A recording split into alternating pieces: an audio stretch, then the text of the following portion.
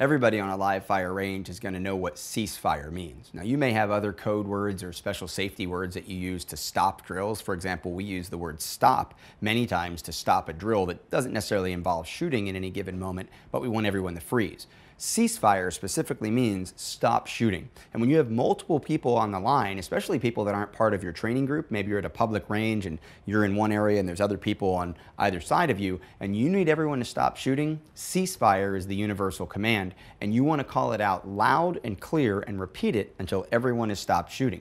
Now, when are you going to cease fire? Well, I'll tell you one time that I see sometimes brushed over that you can't afford to let go, and that's when there's a negligent discharge. As strange as it seems, there are videos out there on the internet that I've seen of students clearly having negligent discharges in the middle of training or practice and just sort of shaking their head or looking at the gun and then going right back to what they were doing without a ceasefire.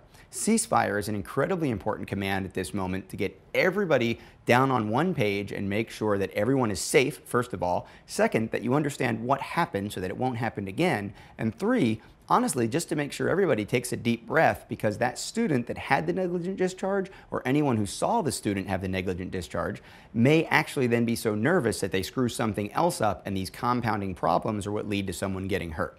Now, let's go back to that. The first reason we're going to call a ceasefire is make sure no one was hurt. Remember, if the gun goes off when you weren't expecting it to, if the gun goes off when one of your training partners or students wasn't expecting it to, then the gun may not have been pointed in a direction that would safely contain that bullet.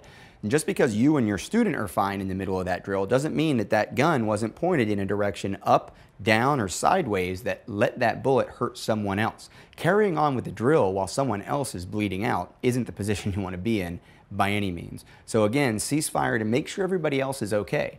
The second reason you want to cease fire is obviously to figure out what happened. You want to be able to go back and immediately try to reconstruct the situation that occurred so that it doesn't happen again. Obviously, there's some learning potential there, but first and foremost is the safety of everyone else in the environment and that student. It may have been a gear-related issue. It may have been a misunderstanding of technique. It may be a problem the student's having interacting with their gun in that drill, and you want to put that to a stop as quickly as you can. So that ceasefire will allow you to identify the problem.